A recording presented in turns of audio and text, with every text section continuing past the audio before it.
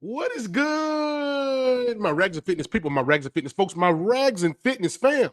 It is your man Rags back up in this thing. And when I tell you I'm up in it, I'm talking about I'm knee deep all the way off up in it. Guys, do yourself a favor. Do the world a favor. Do Rags a favor, please. And keep God first in everything that you do. Keep the main thing, man. And for all Christmas Tide football fans, can I please get a roll, tide, roll, baby?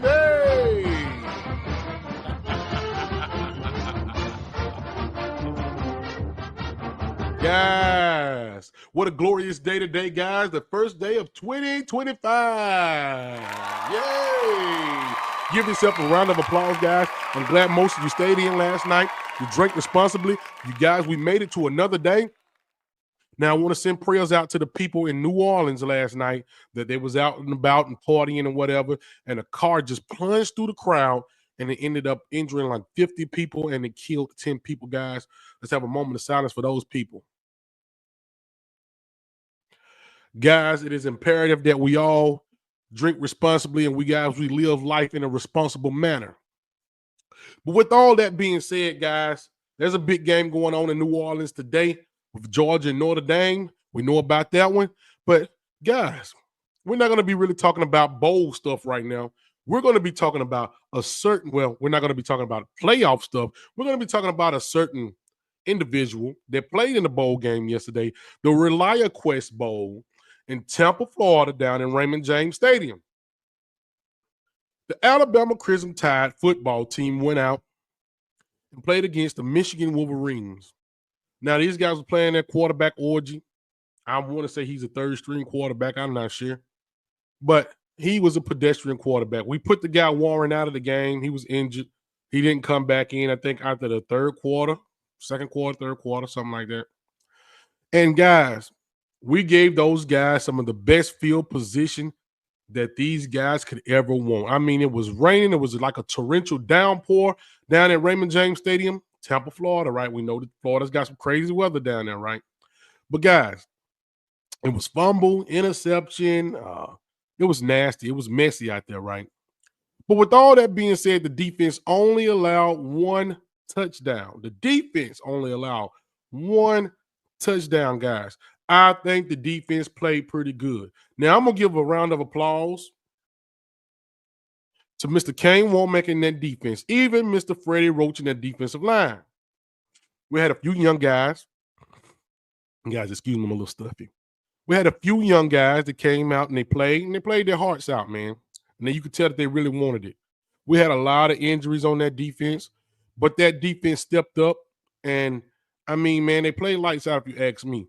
Considering the position that they was put in, series in and series out, they played stout defense, man, and they stood their ground. They did a great job, even with Jaheed Campbell going out and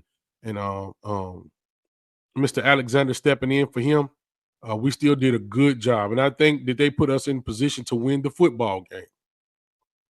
Now, the elephant in the room. That offense. We couldn't get anything going. It took us forever to even get past the 50-yard line. Guys, we couldn't get anything cooking. This was the game for Jalen Milroe to come out and redeem himself. Did Jalen Milroe play a good football game? No. By no means necessary did he play a good football game. He made 2 or 3 pretty good plays, right? One big scramble that he got us a lot of yards or whatever. Could we blame it on Mr. Jalen Milroe? Maybe not. But old Rags is here, and I don't normally do this. I'm here to place some blame. I'm here to place some blame on the individual that I believe need to be called to the front of the congregation. And as my good friend say, he's not really my friend. I'm just going to call him that for right now because I'm going to use some of his terminology. Mr. Charlemagne, the God say, we need you to come to the front of the congregation because we're going to be giving you Donkey of the Day. Mr. Nick Sheridan, offensive coordinator for Alabama. Not only is he the offensive coordinator, but he's the quarterbacks coach of Alabama. Guys, we got to do something about this. I'm going to go ahead and start it off right now. I'm not going to keep sugarcoating it and beating around the bush with it. Guys, Nick Sheridan's got to go. Nick Sheridan's got to go. Now, let me say this. Rags is not in favor of ever calling for somebody's job as far as terminating them, getting rid of them, and their family is going to be in a bind. So I'm going to say this. Nick Sheridan, you ain't got to leave the program, but you must leave the offensive coordinator spot and maybe even the quarterback's coaching spot. Maybe you need to continue to be the tight ends coach. We would let you have that position. But as far as offensive coordinator, guys, we need to make a big fuss about this. And the reason why I'm so nervous about this and I'm so scared about this is that I really do believe that Mr. Deboer got a real big heart. And I believe he's got an allegiance with this guy. He's got a pact with this guy. And I don't believe that he's going to try to demote this guy or even get rid of this guy because he owes something to this guy, I think he feels, right? But Kalen Deboer, if you want to keep your job and if you want to keep your sanity, because this Alabama fan base will run you crazy if you don't start to win. You will have nightmares at night if you don't start to put it together. And if you start to try to take this program into the abyss, if you think that this is going to be a sinking ship, Mr. Kalen Deboer, we will start to make you have nightmares. We will haunt you in your dreams. So, Mr. Kalen Deboer, I think the best thing for you to do is go to the drawing board and you got to do something about this offensive coordinator style. Now, I know Mr. Ryan Grubbs was your guy. Ryan Grubb was your guy, right? And I know you wanted him bad. And I know when he decided to go back to Seattle, I know that hurt you to your core. And I know that you were just reaching for straws when you chose Mr. Nick Sheridan. I can remember it to this day, waking up early in the morning, seeing that Ryan Grubb had decided to leave. He was thinking about taking our offensive lineman coach, and he did that. And the narrative was now, who was going to be our offensive coordinator? We was throwing out all kinds of names. But Mr. Deboer felt comfortable with picking someone in-house. It wasn't a good idea. Now, old Rags ended up voicing his opinion, and I read off Mr. Nick Sheridan's Wikipedia page some of the positions that he was fired from. And I'm going to read that again today. And with all that being said, man, it's not a good look. I know a lot of people were saying, Rags, just give him a chance. Give him a chance. I said it from the beginning. I don't know about Nick Sheridan. I don't know about this guy. Hopefully, he's going to be good. But then I also made some videos saying, okay, Nick Sheridan he's going to get it together. And that was trying to keep hope alive. But ladies and gentlemen, we see now that it didn't happen. We had a great athlete in Mr. Jalen Milroe. I would not take that from him. But guys, you got to know what you have and you got to know how to use it, right? Let's talk about Mr. Nick Sheridan. I'm going to read this right here from his coaching career off the Wikipedia page, right? Okay, Nick Sheridan coaching career is going to tell you a lot right here. After graduating from Michigan, Sheridan took a coaching position at his alma mater, Saline High School. He coached quarterbacks at Saline for 1 year before leaving to join Willett Taggart's coaching staff at Western Kentucky. As a graduate assistant in 2011, he was promoted to passing coordinator and quarterbacks coach in 2012. Sorry about that, guys. He served in the same capacity at South Florida in 2013 after Taggart was named the head coach there. He was fired after one season at South Florida, along with South Florida's offensive coordinator, Walt Wells. So it was really Walt Wells. Maybe it was his offense, and they just fired what's his name along with it, right? Nick Sheridan along with it, right? Here we go again. He was hired to be a graduate assistant at Tennessee in 2014. Following his termination from South Florida, he coached at Tennessee for 4 seasons before being named the quarterback's coach at Indiana. So now they're starting to put him back in this big position, quarterbacks coach, right? In 2017. Okay. It says he switched to tight ends coach in 2019 after offensive coordinator and tight ends coach Mike Deboer retired, and Fresno State offensive coordinator Jalen Deboer was named the offensive coordinator and quarterbacks coach. Okay. He was named the offensive coordinator and quarterbacks coach for the 2020 season after Deboer departed to be head coach at Fresno State. Sheridan was terminated by Indiana on November 28, 2021. Sheridan was then hired by Washington Huskies on December 14, 2021 as their new tight ends coach. That's the position he should have stuck with. On February 20th, 2024, it was announced that Sheridan would be following Jalen Deboer from Washington to Alabama to become the team's new offensive coordinator and quarterbacks coach. That's not exactly how it went. How it went is Ryan Grubb came over to be our offensive coordinator. He attended all kind of meetings. He went to the Red Elephant, and he assured us that he would be our next offensive coordinator.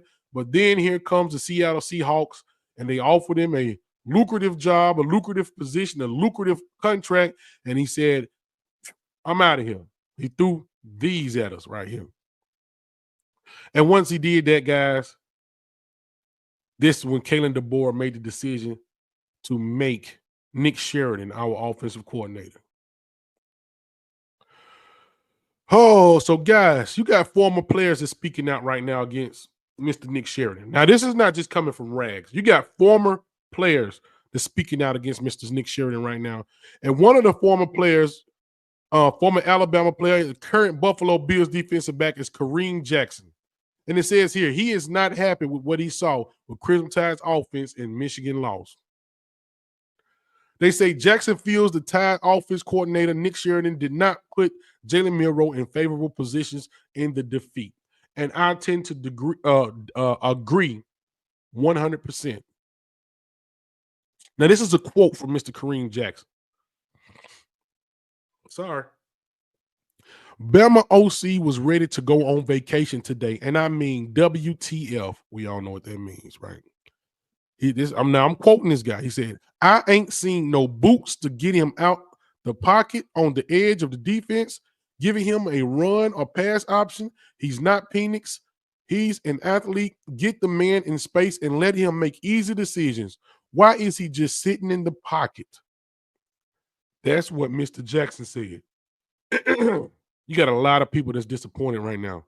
Milroe went 16 of 32 passing for 192 yards with 1 touchdown and 1 interception in the loss. He also had a fumble. So, guys, this is what the Alabama alumni is saying, guys. I'm pretty sure it's plenty more quotes from plenty more former players, right? From plenty of content creators, from plenty of blogs, from plenty of podcasts. Guys, we are sick of this already, and a change must come.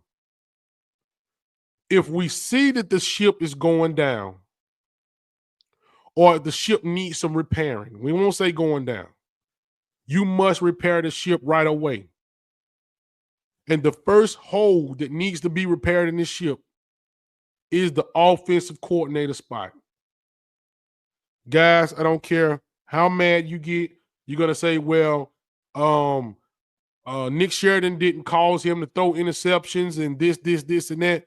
But Nick Sheridan also did not put him in great positions. And we saw this. The offense was pedestrian. In times that we should have ran the ball, we did not. In times that we should have passed the ball, we did not. Why didn't we lean on the run game a little bit heavier, right? Offensive line. You got to blame it on the offensive line. Of course. There may be another question. Is Coach Cap, is he competent enough to stay at the capstone? No pun intended. What are we going to do, ladies and gentlemen? But right now, Rags is right now calling for a position change. Maybe I shouldn't say he needs to be fired, because I don't want to see anybody lose their job and their family have to go somewhere else, and it's a big change. But I will say a position change. A position change is what we need to see.